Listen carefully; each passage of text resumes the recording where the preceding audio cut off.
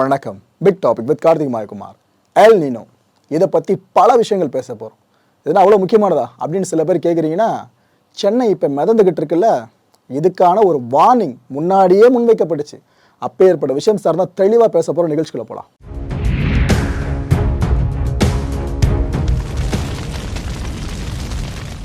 இந்த 2023 வருஷம் பிறக்கிறதுக்கு முன்னாடி வரைக்கும் நமக்கு தெரிஞ்சு பார்த்தீங்கன்னா சென்னை மிகப்பெரிய வெள்ளத்தை சந்திச்சதா 2015 வருஷத்தை குறிப்பிட்டு இருந்தோம். ஆனால் இப்போ என்ன ஆயிடுச்சு?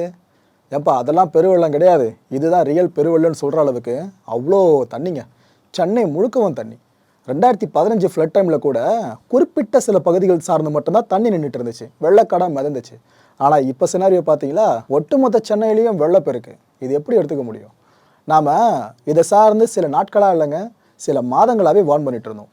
இது போல் நாசா கொடுக்குற ரிப்போர்ட் இது, அப்புறம் அந்த கிளைமேட் சேஞ்ச் சார்ந்து மிகப்பெரிய சமூக அமைப்புகள்லாம் இது போல் ரிப்போர்ட்ஸை கொடுத்துக்கிட்டு இருக்காங்க. அவ்வளோ ஏன் நம்ம சென்னையை பூர்வீகமாக கொண்டு கூட ஒரு சில அமைப்புகள் இந்த கிளைமேட் சேஞ்ச் சார்ந்து சில விஷயங்கள் நடக்கும்னு சொல்கிறாங்க. இதுக்கெல்லாம் மேலே எல் நீனோ தாக்கம் இருக்கிற வருஷமாக 2023 வருஷம் கன்ஃபார்ம் பண்ணப்பட்டிருக்கு. ஸோ எல்லாம் அலர்ட்டாக இருங்கன்னு ஆரம்பத்துலேருந்து சொல்லிக்கிட்டு இருந்தோம். ஆனால் நாம் போஸ்ட் பண்ண அந்த வீடியோ கீழே அந்த கமெண்ட்ஸில் பெரும்பாலும் சொன்னது, உனக்கு வேறு வேலை இல்லையாப்பா, இது மட்டும்தான், மக்களை பயத்திலே வச்சிருக்கியான்னு. ஆனால் இப்போ என்ன நடந்திருக்கு? உங்களை பயமுறுத்தி சம்பாதிக்கணுன்ற அவசியமே கிடையாதுங்க. விழிப்புணர்வு சார்ந்து தான் எல் நீனோ, கிளைமேட் சேஞ்ச், பாமர மக்களுக்கு புரியாத சில டேர்மை உங்களுக்கு புரிய வைக்க முயற்சி பண்ணோம், அவ்வளோதான். இப்போ கண் கூட நீங்கள் பார்த்துருப்பீங்க எதுக்காக அவ்வளோ வார்னிங்ஸை நம்ம முன் வச்சுக்கிட்டு இருந்தோம்னு சொல்லிட்டு. இந்த தப்பை நம்ம திருப்பி பண்ண வேணாங்க. ஏன்னா இது எல் நீனோ வருஷம்னு கன்ஃபார்ம் பண்ணப்பட்ட பிற்பாடு தான் இந்த பெருவெள்ளத்தை நம்ம சந்திச்சிருக்கோம். ஏதோ நாளைக்கு பெருவெள்ளம் வருது, இன்னைக்கு எல் நீனோ ரிப்போர்ட் வருதுலாம் கிடையாது. சில வாரங்களுக்கு முன்னாடியே வந்துருச்சு. இந்த வருஷம் எல் நீனோ வருஷம்னு கன்ஃபார்மே பண்ணியிருந்தாங்க. ஆனால் நம்ம அந்த நேரத்தில் என்ன முன்னெச்சரிக்கை நடவடிக்கைகளை சரியாக எடுத்திருந்தோம், அதை பர்ஃபெக்டாக எக்ஸிக்யூட் பண்ணியிருந்தோம் அப்படின்னா நம்ம தப்பிச்சிருக்கலாம். ஆனால் இப்போ எல் நீனோ தாக்கத்துக்கு உட்பட்டிருக்கோம். இது நான் சொல்கிற விஷயம் மட்டும் இல்லை, ஆய்வாளர்கள் சொல்கிற விஷயமே இதுதான். 2015 வருஷத்துக்கும் 2023 வருஷத்துக்கும் இடைப்பட்ட ஒற்றுமை என்ன தெரியுமா? இது ரெண்டுமே எல் நீனோ வருஷங்கள். ஸோ எல் நீனோ வருஷங்கள் அப்படின்னாலே நமக்கு மிகப்பெரிய டிசாஸ்டர் காத்துக்கிட்டு இருக்குன்னு அர்த்தம். அதுதான் இப்போ கண்ணு முன்னாடி திரும்ப ஒரு முறை நம்ம பார்த்துருக்கோம். இந்த நேரத்தில் மக்கள் தெரிஞ்சிக்க வேண்டிய மிக முக்கியமான விஷயம், வாட் இஸ் எல் நீனோ? இந்த எல் நீனோ அப்படின்றது எத்தனை வருஷங்களுக்கு ஒரு முறை ஏற்படும்? இது ஆய்வாளர்கள் எப்படி டேர்ம் பண்ணுறாங்க? இதில் லா நீனோ ஒரு கான்செப்ட் இருக்குது, அது என்னது? இப்படி பலதரப்பட்ட விஷயங்கள் இருக்க மக்களே, இதை முழுமையாக இப்போ தெரிஞ்சுக்கிட்டு விழிப்புணர்வு அடைங்க. நம்ம திரும்ப இந்த தவறை செய்ய வேண்டாம். அதுக்காக மட்டும்தான் இந்த காணொலி தொகுப்பு. இந்த பொதுவாக ரெட் அலர்ட் அப்படின்றத ஒவ்வொரு மாநிலங்களுக்கு விடுத்து நம்ம பார்த்துருப்போம் இந்தியாவில்.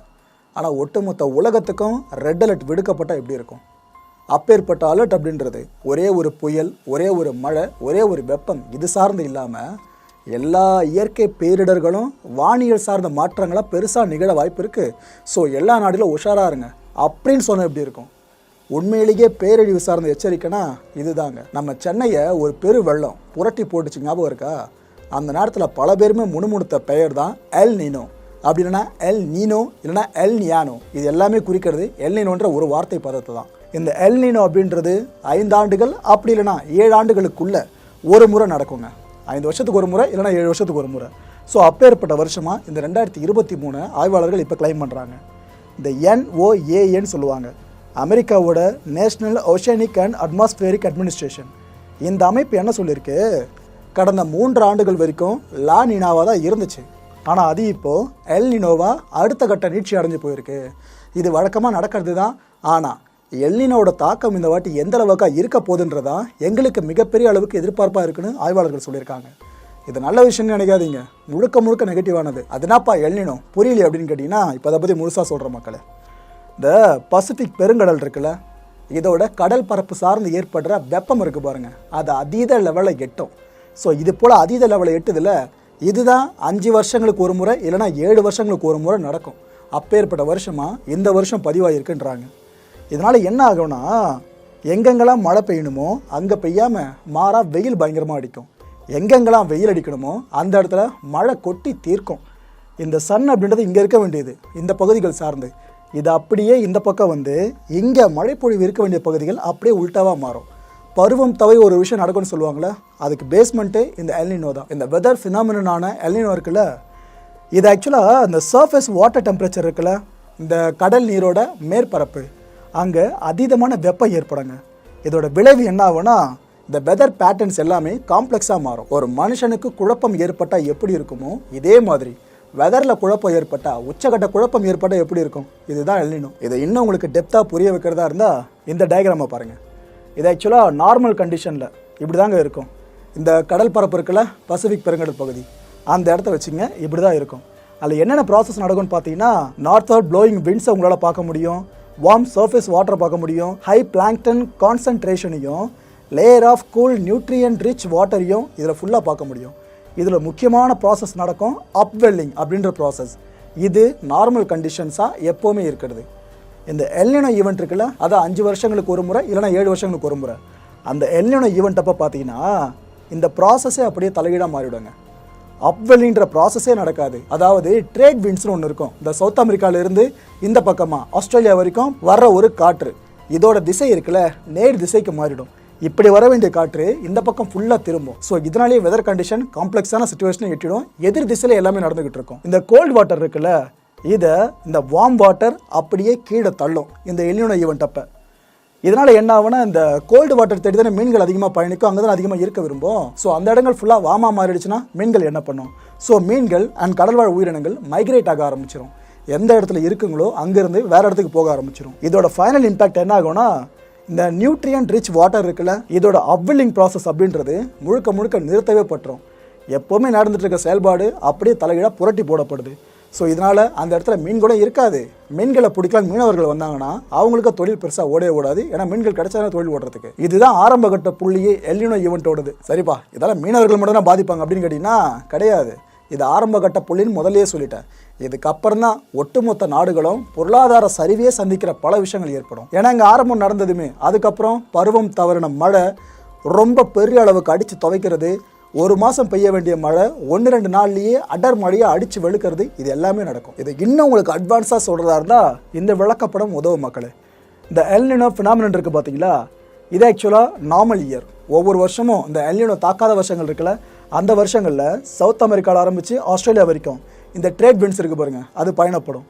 இது எல் நீனோ இயரில் அப்படியே உல்ட்டாவாக மாறுது பார்த்தீங்களா, ஆஸ்திரேலியா பகுதியிலேருந்து சவுத் அமெரிக்காவுக்கு அப்படியே இந்த பக்கம் திருப்பி விடப்படுது. எங்கெங்கெல்லாம் ஹீட்டை உணரப்படணுமோ அங்கே உணரப்படாமல் ஆப்போசிட் சைடில் உணரப்படும். சவுத் அமெரிக்கா அண்ட் மேலே இருக்கிற பல நாடுகளும் மிகப்பெரிய அளவுக்கு இந்த ஹீட் வேவை சந்திக்கும். இது ஹீட் வேவோடு மட்டும் நிற்காமல் அவ்வப்போது மிகப்பெரிய வெதர் காம்ப்ளெக்ஸ்னால அடுத்தடுத்த இடர்களை சந்திக்க நேரிடும். இந்த பசிபிக் சர்ஃபேஸ் இருக்குல்ல, அங்கே ஆக்சுவலாக 7 மாதங்கள் ஆரம்பித்து 24 மாதங்கள் வரைக்கும் வெப்பம் உச்ச கட்டத்தை எட்டுங்க. இந்த எல் நீனோட வலிமை இருக்குது பார்த்தீங்களா, இதை பொறுத்து தான் அதோட தாக்கத்தையும் நம்மளால் கணக்கு பண்ண முடியும். அதாவது எல் நீனோ ரொம்ப பெரிய அளவுக்கு வலிமையோடு இந்த வருஷம் வருது அப்படின்னா அதீத மழை, நம்ம சென்னை பெருவெள்ளம் டைமில் பார்த்தோம்ல அது போல் மழை, அப்படி இல்லைன்னா கடுமையான வறட்சி, அப்படியே உல்ட்டாவாக நடக்குது பார்த்தீங்களா. பருவம் தவறி எல்லாமே நடக்கும். இந்தந்த பருவத்தில் இந்தந்த மழை பெய்யணும் எதிர்பார்ப்போம், அது பெய்யாது. ஆனால் வெயில் கொளுத்து நினச்சிட்டு போல் அந்த டைமில் மழை போட்டு அடிக்கடி அடிக்கும். நம்ம எதிர்பார்க்காத பல விஷயங்கள் நடக்கும். இதனால் என்ன ஆகும்னா, இந்த விவசாயம் பண்ணுறவங்க இருக்காங்க பாருங்கள், இந்தந்த பருவம் சார்ந்து இந்தந்த விஷயங்கள் நம்ம பண்ணலாம், இந்தந்த பயிர்களை போடலாம் அப்படின்ட்டு, அந்த வேலை எல்லாமே நாசமாகும். நல்லா வெயில் அடிக்கும்னு சொல்லிட்டு அவங்க விவசாய முறையை ஃபாலோ பண்ணியிருப்பாங்க. ஆனால் மழை அடிக்கடி அடித்து வெள்ளம் புகுந்துச்சுன்னா இவ்வளோ பெரிய ரிஸ்க் இருக்குங்க. இது விவசாயத்தில் மட்டும் இல்லை, எல்லா பருவம் சார்ந்து ஒர்க் பண்ணுறவங்களையும் முழுமையாக நேரடியாக அஃபெக்ட் பண்ணும்.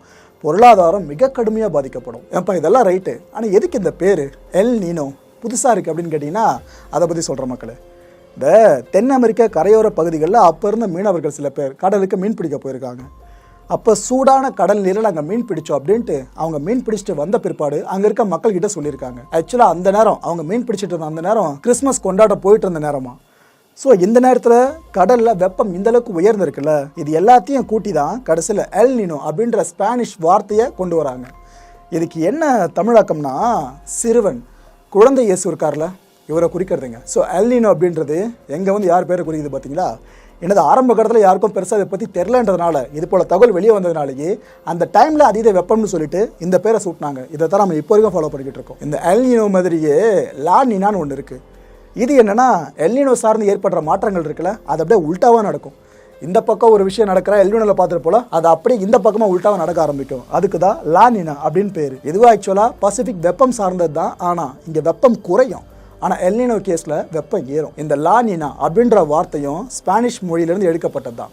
சிறுமி அப்படின்றத குறிக்கிறதா இந்த வார்த்தை. இப்போ எல் நீனோ இந்தியா ரெண்டுத்தையும் கனெக்ட் பண்ணலாமே. பொதுவாக இந்த எல் நீனோ எடுத்துக்கிட்டிங்கன்னா தென்மேற்கு பருவமழை இருக்குல்ல, இதோட போக்கை அப்படியே மாற்றி விட்டுரும். சடனாக ஃப்ளாஷ் ஃப்ளட் நம்ம இந்தியாவில் பார்ப்போம்ல, இதோ அதோட ஆரம்ப புள்ளி. இந்த லானினா எடுத்துக்கிட்டிங்கன்னா பருவமழையை சரியான அளவில் இங்கே பெய்ய வைக்கிறது. ஸோ ஒன்று நமக்கு சாபமாக இருந்தாலும் ஒன்று ஓரளவுக்கு வரமாக இருக்குது, அதுவும் முழுசாக கிடையாது. இது சார்ந்த நம்பிக்கை ஒன்று இருக்குங்க. அதாவது இந்த எல் நினோ நிகழ்வு முறையாக எப்போ பூமியில் பதிவாச்சு, இதை சார்ந்த ஒரு கணக்கெடுப்பு தேடி போனால் அது எங்கெங்கேயோ போய்கிட்டு இருக்கு. 1525 வருஷம் நார்த்தன் பெருவோட பாலைவன பகுதியில் அதீத மழை, பாலைவனத்தில் மழை கொட்டி தீர்த்திருக்கு. இதை அப்போதைய ஸ்பெயின் அரசரான பிசாரோ அப்படின்றவர் அங்கே லேண்ட் ஆனப்போ பார்த்துருக்காரு. ஏன்னா இது வித்தியாசமாக இருக்குன்னு சொல்லிட்டு அப்போவே இதை பற்றின குறிப்புகளை இட்டுட்டு போயிருக்காங்க. அப்படின்னா என்னப்பா சொல்ல வர, பூமி தோன்றி இவ்வளோ ஆண்டுகளாவது 1525 முறை நிகழ்ந்திருக்கான்னு கேட்டிங்கன்னா கிடையாதுங்க. அதுக்கு பல ஆண்டுகளுக்கு முன்னாடி நடந்திருக்கலாம், ஆனால் அதை பற்றின குறிப்புகள் பெருசாக இல்லை. ஆனால் ஒரு சிலரோட நம்பிக்கை பார்த்தீங்கன்னா லிட்டரலாக 10,000 ஆண்டுகளுக்கு முன்னாடியே இந்த எல் நீனோ அப்படின்ற கான்செப்ட் இருந்திருக்கலாம்னு நம்புகிறாங்க. சில ஆண்டுகளுக்கு ஒரு முறை மட்டும் எல் நீனோ அப்போ வந்திருக்கலாம், ஆனால் இப்போது 5 வருஷத்துக்கு ஒரு முறை 7 வருஷத்துக்கு ஒரு முறைன்னு ஃபுல்லாக வந்துக்கிட்டு இருக்க கன்சிக்யூட்டிவாக குமரிக்கண்ட மூழ்களை கூட இது கூட சில பேர் கனெக்ட் பண்ணி பேசுகிறாங்க. இது வரைக்கும் உறுதிப்படுத்தாத தகவல் தான், ஆனால் இப்போ வரைக்கும் அதை கனெக்ட் பண்ணி பேசுகிறவங்க இருக்க தான் செய்கிறாங்க. குமரிக்கண்டம்ன்ற ஒன்று மூழ்கினத்துக்கும் எல் நீனோ காரணமாக இருக்கலாம்னு சொல்கிறாங்க. நம்ம இந்திய வானிலை ஆய்வு மையம் என்ன சொல்லுது, நம்ம இந்தியாவில் எல் நீனோ தாக்கம் ஏற்படுறதுக்கு 70% வாய்ப்பு இருக்குன்னு சொல்லியிருக்காங்க. 30% 40%னா ஓகே, இங்கே ஏதோ வராதுப்பா அப்படின்னு நினச்சி நம்ம போயிடலாம். ஆனால் இது பெரும்பான்மைங்க 70% வாய்ப்புன்றது. ஸோ இந்த வாட்டி இந்தியாவில் எல் நீனோ தாக்கம் இருக்கிறது கிட்டத்தட்ட உறுதியாக இருக்குது. எல் நீனோ வரைக்கும் கண்டுபிடிச்சிட்டாங்க, இது பொல்லாத காரணம், இதனால தான் வருது அது இதுன்ட்டு. இதை மெஷர் பண்ண டிவைஸ் எதுவுமே இல்லையா அப்படின்னு கேட்டிங்கன்னா இருக்குது, அதை பற்றி நான் சொல்கிறேன். ஆனால் இந்த ஒரு டிவைஸை வச்சு மட்டும் நம்மளால் 100% சாதிச்சிட முடியாது, அதுதான் கசப்பான உண்மை. இப்போ நீங்கள் ஸ்க்ரீனில் பார்த்துட்டு இருக்கீங்களா, இதுதாங்க அந்த டிவைஸ். இதுக்கு பேர் சயின்டிஃபிக் பாய்ஸ் அப்படின்னு சொல்லுவாங்க.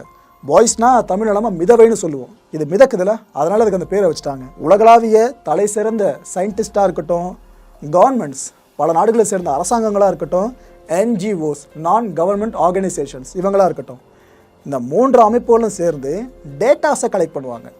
இந்த டேட்டாஸ் அடிப்படையில் தான் எல் நீனோ சார்ந்த அடுத்தடுத்த நகர்வுகள் முடிவுகளையே அவங்க மேற்கொள்வாங்க.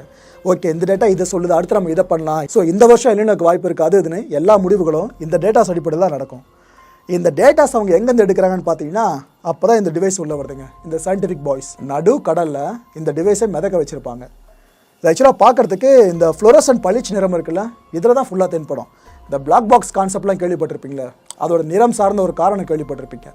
என்ன அளவுக்கு தூரமாக இருந்தாலும் ஆழமாக இருந்தாலும் வெள்ளீர் நேரத்தில் பளிச்சுடன்ட்டு கிட்டத்தட்ட அதே ஃபார்முட்டு தாங்க இங்கே அப்ளை பண்ணியிருக்காங்க. இந்த டிவைஸ்லேருந்து என்னென்ன டேட்டாஸ்லாம் எடுக்கப்படும் பார்த்தீங்கன்னா ocean and air temperatures, currents, winds and humidity, இது எல்லாமே டே பேஸில் தினமும் அந்த குறிப்பிட்ட டேட்டாஸை கலெக்ட் பண்ணுறவங்களா இருக்காங்களே அவங்களுக்கு அனுப்பப்பட்டுக்கிட்டே இருக்கோங்க. அதை அவங்க ஃபுல்லாக எடுத்து டெய்லி பேஸில் அக்குமுலேட் பண்ணிகிட்டே இருப்பாங்க.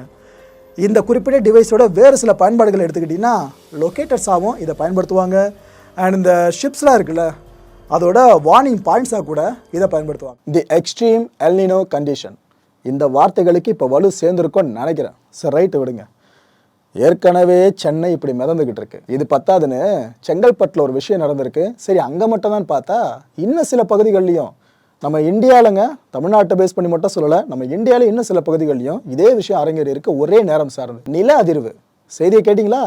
செங்கல்பட்டில் நில அதிர்வு இன்னைக்கு காலையில் 7:39 மணி வாக்கில் நம்ம செங்கல்பட்டில் பூமிக்கு கீழே ஒரு 10 கிலோமீட்டர் ஆழத்தில், அதுதான் டீப் ஸ்பாட்டாக இப்போதைக்கு சொல்கிறாங்க, 3.2 ரிக்டர் அளவுக்கு நில அதிர்வு ஏற்பட்டிருக்கான். ஒரு பக்கம் தண்ணி வடியிலன்னு கஷ்டப்பட்டுட்டு இருக்கோம், இன்னொரு பக்கம் இந்த தலைவலி. இது நில நடுக்கமாக பெருசாக மாறாமல் இருக்கிற வரைக்கும் ஓகே. 3.2 ரிக்டர்ன்றது ஓரளவு நம்ம தாங்கக்கூடியது தான். இந்த விஷயம் தகவலாக கசஞ்சது கிடையாதுங்க. தேசிய புவியியல் ஆய்வு மையம் இருக்குல்ல, அவங்க அஃபிஷியலாக சொல்லியிருக்க விஷயம். 2023ன்ற வருஷம் எதுக்கு பேர் போனதோ இல்லையோ, டிசாஸ்டருக்கு பேர் போனதாக மாறிக்கிட்டு இருக்கு. மக்களே, இந்த கான்டென்ட்டை பொறுத்த வரைக்கும் நாமெல்லாம் சிந்திக்க வேண்டியது ஒரே ஒரு விஷயம்தான். இயற்கை இடர்கள் பேரிடர்களாக மாறுது பார்த்தீங்களா, இதுக்கு காரணம் இயற்கை கிடையாது, மனுஷங்க நாம தான். நான் சொல்கிற இந்த ஒரு வரி உங்களுக்கு ரொம்ப ரொம்ப எளிமையான வரியாக தெரியலாம், ஆனால் ஆறாக அமர்ந்து யோசிச்சு பாருங்கள், இதுக்கு பின்னாடி எவ்வளோ அர்த்தங்கள் இருக்குன்ற உண்மை உங்களுக்கு தெளிவாக புரியும். யோசிங்க, நாம் சேஃபாக வாழணுன்றதுக்காக நாமளே யோசிக்கலைன்னா வேற யார் யோசிப்பா? அடுத்த நிகழ்ச்சியை சந்திக்கலாம். நன்றி, வணக்கம். வணக்கம் மாயம் ஸ்டுடியோஸ் நண்பர்களே. மாயம் ட்ரெண்ட்ஸ் அப்படின்ற ஒரு புதிய ஃபேஸ்புக் பேஜை ஓப்பன் பண்ணியிருக்கோம். நீங்கள் யூடியூப்பில் பார்த்துட்டு இருக்கீங்களா நம்மளோட கான்டென்ட்ஸ்லாம், இதெல்லாம் விட ஒரு படி மேலே ரொம்ப கிறிஸ்பாகவும் ரொம்ப சூப்பராகவும் நிறைய கான்டென்ட்ஸ் உங்களுக்கு இந்த பேஜில் காத்துட்டு இருக்குங்க. ஸோ உடனடியாக ஃபேஸ்புக் பிளாட்ஃபார்ம் போங்க, மாயம் ட்ரெண்ட்ஸ்னு டைப் பண்ணி சர்ச் பண்ணி நம்ம பேஜை ஃபாலோ பண்ணுங்க. அப்படியே நம்ம சேனலையும் நீங்கள் சப்ஸ்கிரைப் பண்ணிட்டீங்க அப்படின்னா இன்னும் நிறைய புது புது கான்டென்ட்ஸை உங்களுக்காக ப்ரொடியூஸ் பண்ணி கொடுத்துக்கிட்டே இருப்பாங்க. நீங்கள் பண்ணுற ஒவ்வொரு சப்ஸ்கிரிப்ஷனும் எங்களுக்கு பெரிய மோட்டிவேஷனாக அமையும்.